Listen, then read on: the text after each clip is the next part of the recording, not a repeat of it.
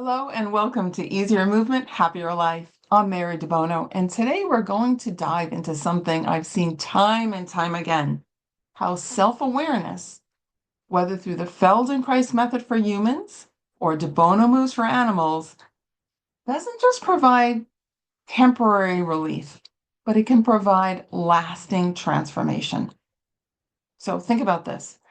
Have you ever noticed, like after a massage or a stretching session, you felt good for a while, but then things went back to how they were? And that's because those methods are focused primarily on changing your structure. They don't engage with the nervous system the same way that approaches like Feldenkrais method and Debono moves do. We have to remember the nervous system is your control center of your body. Okay. So approaches that focus mostly on structure, again, they don't change the way your nervous system responds to the environment.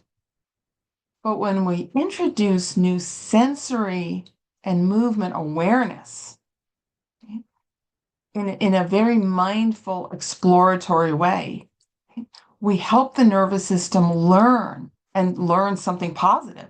And that learning is what leads to long-lasting change. And so the individual, whether it's you, your horse, or your dog, you're always an active participant in the process. This isn't something passive. Okay? It's not something that's done to you. For example, if you're a horse or a dog, it's done with you. And if you're a human, if you're doing the Feldenkrais, what we call awareness through movement lessons, right? You're paying close attention to how you move. You're not watching TV, you're not listening to a podcast, not this one. You're active in it. Okay. It's gentle, it's relaxing. Occasionally you might fall asleep if it's a really slow lesson, but it's a learning process. It's not something that you just kind of go through. Okay. It's all about engaging with your nervous system. So, and then if you're doing the Debono moves with your horse or your dog, it's similar. In other words, you're engaging with your horse or your dog in a way that both of you are very attentive. Your nervous systems are really connected and engaged with one another. This is huge. And it also leads to this idea of kind of like attunement with each other. And that's why I think it deepens your connection so much. And it's such a wonderful way to help you and your animal really reduce stress and reduce your anxiety, even in different situations that go beyond just the session. Okay, this is what we're after. We're after long-lasting change. We're after transformation, basically. Okay, so let's think about this a little bit more. Let's think about what self-awareness is. Okay, so you can consider self-awareness is like the ability to understand, to both observe and understand your thoughts, your emotions, your physical sensations, what you're doing presently, what you feel in the present moment. So it's like an internal awareness of how you move, how you feel, and how you respond to your environment. So what happens is you start to recognize habits and patterns and areas that you want to improve. So again, you become more aware of yourself. I like to think then you become more connected with yourself, more connected to your true nature, right? And you get rid of habits and patterns that are no longer serving you, okay? And in the context of Debono moves for animals, it goes way beyond like an intellectual understanding. It's about felt experience. It's about how the animal, the horse, the dog, the cat can feel in the present moment and how they can change that. So I'll give you an example. I often work with horses that have different levels of anxiety, okay? Sometimes high anxiety. And my own horse Breeze was a perfect example of this. When I adopted him, he had been passed around to numerous people. He had some really horrible trauma in his life with some really ignorant, we'll call them people. Um, and things like that. So he didn't even like to be groomed. And I've come across this with lots of horses, by the way, that horses that are very well cared for, that are very well loved, but they get very anxious about grooming and they just move away from it. They haven't learned to feel that, what, like how grooming can feel really good. By the way, this is true with dogs as well. My dog Tony is a perfect example. When we adopted him, he was an adult, he was a street dog from Mexico. He wanted no part of grooming. And now he asks for it all the time, right? But I helped him get there. Same thing with my horse Breeze, same thing with many other horses I've worked with. And what so important is that you, for example, you do the Debono moves. And in the podcast, I can't go into too much detail in today's podcast episode about what Debono moves are. So you might want to look back at previous episodes because I do go into more detail, and give you some resources around them. But um, if you help the animal feel more comfortable in a situation, so let's go back to the grooming. I wouldn't put the horse in the grooming area to do this. I would find a place where the horse is already more relaxed. Maybe the horse is never completely relaxed around humans. Again, my horse Breeze was a good example of that. But you find the place where they're the least stressed. That could be in their own paddock, or the horse sometimes comes into a stall, or someplace kind of neutral. Okay.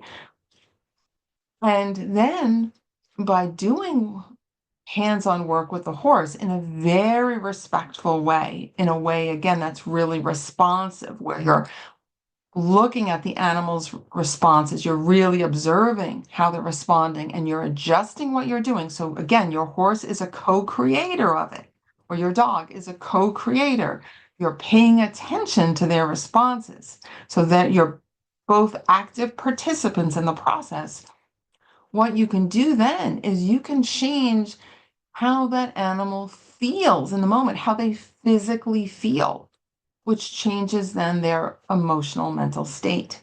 So by doing that, now suddenly the horse's nervous system, or the dog's nervous system, recognizes that they have more options in life. It's like, oh, I can feel this way.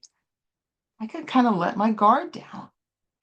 Then you can start transferring that. In the example I'm using with a horse who is worried about grooming, for example, stressed about grooming and saddling up, you can maybe then go to the grooming area gradually. This isn't going to probably happen in one session. Sometimes it does, but often it doesn't.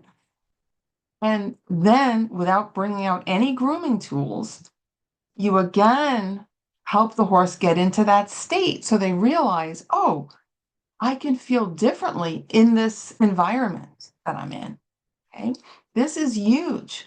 And by the way, I mentioned they're saddling up because a lot of horses have anxiety about that, and they show it to various degrees. Some are very dramatic about it. Some, they're more quiet, but they're very anxious and uncomfortable with it. I have a whole program, like a whole thing, that if you enter into, if you join my Move with Your Horse program, Foundations program, we go into detail on how you can help a horse get over that and actually learn to enjoy saddling up. And again, the same ideas apply to dogs. Like lots of dogs, again, they don't like their nails clipped, they don't like their teeth brushed, or they don't like to be brushed in general, whatever. You can help them with that through this work. But anyway, so getting back to the horse. So then the horse's nervous system experiences like being in this environment in a relaxed state. Well, now suddenly it's a new option for the horse, and that can transfer to other places as well. So you start to build on this. Okay, you start to build on this. But the key thing is you help the animal feel differently, to experience something different in their body, which then changes the emotional state as well. Okay, this is super, super important. This is very different than just, and I'm not diminishing things like massage or anything like that. They're helpful in other ways. But if we want that transformation, right, we need to really talk to the nervous system. And that's what we do in the Debono moves for animals and also in the Feldenkrais method for humans. Okay. So, and again, when we develop this self-awareness, we're helping enhance resilience, adaptability, right? Um, freedom of movement, all kinds of wonderful things. So there becomes then more comfort and confidence in their body as well. And again, that transfers to the emotional state, right? So, um, so let's talk then about neuroplasticity just for a minute. That all that means is it's your brain's ability to change, to adapt based on experience. Your horse has a brain that also has neuroplasticity, right? Is neuroplastic, as they call it, and so does your dog and your other animals as well. Okay, and it's really amazing how that is such a powerful force. And remember, our brains are changing all the time. What we want to do is we want, through these mindful experiences, again, through Feldenkrais for you, Debono moves for your animals, you want to help kind of guide that neuroplasticity in a way that will enhance the quality of life for yourself and your animals. Okay, so getting back to real life examples. So if we think about that anxious horse, okay, maybe you've done all the things, the calming supplements, you changed the diet, you obviously had a vet exam to rule out ulcers and other medical conditions. That's super, super important. But then what people want to do, a lot of times I see, is they start to either restrain the animal and or correct the animal, like discipline or quote unquote train the animal. So restrain or train, right? That's what they're trying to do. They're trying to shut down what the animal is feeling, okay? Which does not work. It will backfire. First of all, to me, that's cruel to do to the animal, right? It leads to that state of like learned helplessness. And we see that a lot in horses and in dogs as well. It's sort of like you just flood them and force them to be a certain way. We're not doing that here. We're not doing that. What we're doing is we're giving them actually quite the opposite. We're expanding their range of possibilities, their range of options. Okay. This is very, very different. We're not trying to force them into a certain way of being, a certain way of standing still, or trying to get them to relax. We're not doing that. Once the animal feels, again, these changes in the body, the animal's nervous system starts to realize they don't have to brace all the time. They don't have to be on guard all the time. It's a beautiful thing. So, for example, I'll give you a dog example. So I recently worked with a senior dog, and he'd been slowing down. Of course, he was taken to the vet, had a full workup, and it's like, yeah, there's more arthritis due to his age, things like that. But it wasn't just that he was physically slowing down. He seemed to kind of start being more emotionally withdrawn as well. And that often goes hand in hand with changes in one's mobility. Okay. So I worked with the person to help them learn how to do the Debono moves with their dog. And it was so fascinating because not only did the dog, have more mobility afterwards, but that connection, that spark, that vitality started to come back. And this gave the human and the dog this wonderful bonding experience again. And of course, they were bonded. I mean, the man loved his dog and the dog loved the guy. But things had been shifting a little bit again because of changes probably in how the dog felt physically. Dog got more withdrawn, but this gave them both a way to connect with each other. It was really quite beautiful and had real tangible results. Like, in other words, it wasn't just me noticing the difference in the dog's mobility. The person did too. He noticed lots of things, and the dog wanted to go on more walks and was more just engaged with life again. So these are things that, yes, we have to respect that the dog is getting older or we are getting older, things change. And there are things we can do to enhance quality of life and to bring that vitality and that spark back. Okay. And in the case of an anxious, sensitive animal, we can also do things that will help calm the nervous system and not just tamp down anxiety, but have more options in how the animal responds to things. So it's not about shutting down, it's more about opening up, which is really beautiful because then you'll see your animals, your horse or your dogs, like true nature come out, which is really kind of cool because just like when you try to tamp down something and you try to force an animal to be a certain way, animals that have kind of learned to be really reactive, like maybe they were born with greater sensitivity for sure, but they've also kind of learned to be super reactive in a negative way, like in a harmful way to themselves, in an anxious way. But then you might find some really beautiful experiences when they've learned, I don't have to be that afraid, right?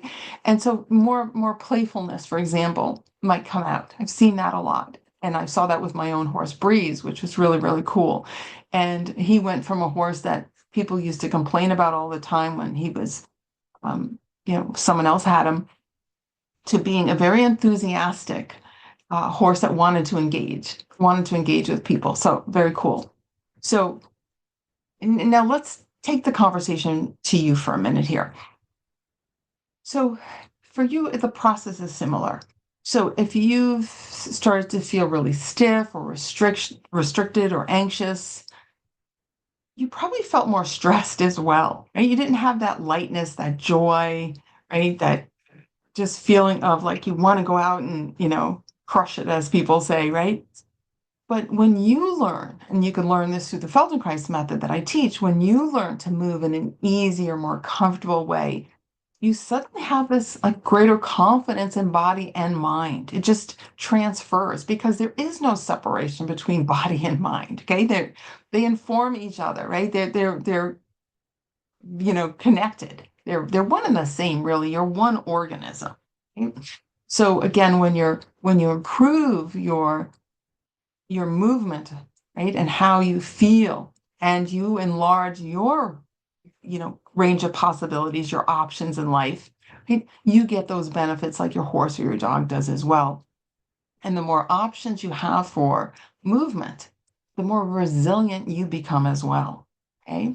So that's why I think it's just so fun to see this. I see this in my students all the time. I've certainly experienced it myself when you again expand your range of what's possible movement wise, suddenly it's like you have more creative ideas, you just feel lighter, just all kinds of new things start to open up for you. So it's very, very cool.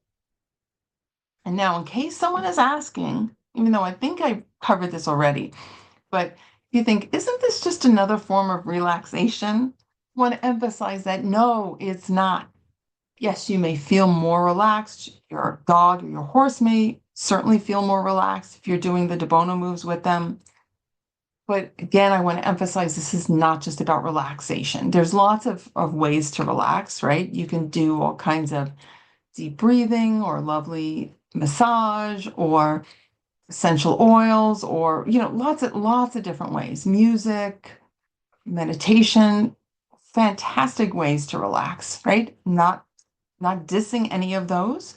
And same thing with the animals. There's ways we can help them simply to relax. But this isn't about just relaxing. It's about actually being able to be more active in the world in a positive way. And what I like to call like it's sort of like relaxed responsiveness or relaxed readiness. Like you can act, you can move, you can run, you can jump, you can simply reach for some whatever it is. It's not like you're just in this relaxed state, right? Not at all. It's like you're actually more able to move from this state to act, to enjoy your life. So again, it's not just about relaxation, it's about more functional use of yourself. And really what it is about reprogramming your nervous system or your dog or your horse's nervous system. Right? It's about, again, providing new options, you know. And it's like this relaxed readiness or relaxed responsiveness sort of becomes your default state instead of stress being your default state or your horse or your dog's default state. It's like this relaxed responsiveness is your default state. You can get there. So can your animal. So again, I want to say it's not just about loosening tight muscles. Yes, that happens and that feels really good and that's super, super important. And you and your animal will move much more freely, all that good stuff. That's what it's designed to do as well. But it's about teaching your nervous system a new way to exist in the world, one that's more comfortable, more confident, and more adaptable.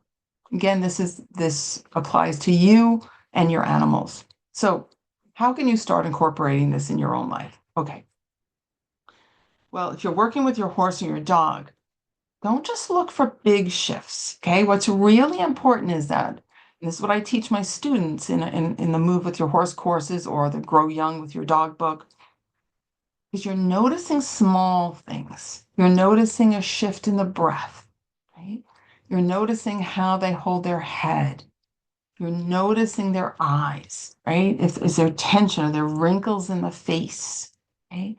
You're noticing small signs of just like ease, and you're noticing those subtle indicators that tell you that the nervous system is learning something positive, right? So that's really important. I would tell you to start there. Start to be more attentive to those small shifts in your animals. Okay, and now for you, let's do a little tiny movement experiment right now. Okay. Now, please don't do this if you're driving your car or anything else, or, just do this if you're in a safe place. If you're driving your car, while you're listening, wait till later to do this. But right now, very, very gently turn your head. You can choose the direction, but turn your head a small amount. Only go as far as it's completely easy to do, right? No stretching, no straining. You're just going to turn your head a little bit in one direction to where it's easy. You're going to just kind of make a mental note of how far you go in that direction, okay? So it's like you just want to look over one shoulder, but again, no stretching or straining. Now, close your eyes, breathe easily. And now, several times, just imagine turning your head in that same direction. Okay? Just imagine it. And just imagine it in a really delightful, easy way. Maybe just think of like your neck has like ball bearings, and you're just moving in this incredibly easy way. You're just imagining it at this point. You're breathing easily. Maybe each time you move your head, you're exhaling. Okay? And notice if you feel a subtle response in your jaw. What do you notice in your jaw? What do you notice around your eyes? Can you release any unnecessary tension? Okay, now the next time you come back, even in your mind, to the middle, pause for a moment, just breathe easily. And now with your eyes still closed, just glide your eyes in the opposite direction than you were turning your head. So if you were turning your head to the right, you're going to glide your eyes to the left as you turn your head the tiniest amount to the right. Tiniest amount. It's just like barely past a thought. It's almost imaginary. Somebody looking at you probably wouldn't see anything. Okay? So you're going to do that several times. And of course, the eyes come back to the middle when the head comes back to the middle. And then they both go in opposite directions again. But you're only moving your head a tiny amount. Okay? Really tiny. Breathing easily. Remember that.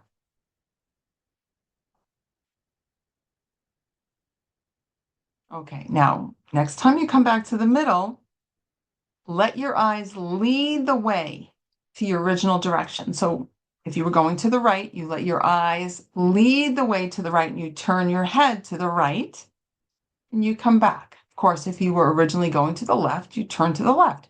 Now, notice if it felt easier. with something smoother. Maybe you went further. And and you have to remember too, it's not just about the size of the movement we care about. We care about the quality of the movement, the feeling of ease. Okay. Then the size of the movement will expand. Okay. But the feeling of ease is what's paramount. Okay. So, and the last thing I'll say is we have to recognize that, yes, we can improve quickly. Okay. That is for sure. Most of you probably noticed an improvement just now from those few moments of doing that with awareness, with attention. But just like anything else, improvements can take time. So they can take weeks, they can take months. I mean, you have to respect your timeline and process and your animal's timeline and process. Okay, it's super, super important. We're not trying to impose anything on anyone. Right? You're working with who you are, who your animal is, and your life experiences, whether a history of injuries or structural things, whatever it is.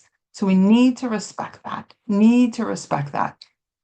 So just be, kind of have fun with it. Be curious when you're working with yourself and your animals, have that sense of curiosity and the feeling that you're connecting. That's what's important. It's like you're connecting your nervous system with your animal's nervous system, right? And you're going on this journey to improvement together so that you both can improve. So important. So I hope today's episode gave you the chance to see self-awareness in a new way, to see how you and your animal can improve. You could reduce your anxiety, your animal's anxiety, you could move more freely, all these wonderful things. And that, like, small, gentle changes can lead to deep, lasting transformation. So if you enjoyed today's episode or any of the episodes, I'd be so grateful if you left a review and you subscribed. It helps us reach more animals and their people. And if you know someone else who could benefit from this episode, please share it with them. Again, I'd be so grateful. So thank you so much for joining me today. Remember, you and your animal deserve to feel great together. I look forward to talking to you again real soon. Bye for now.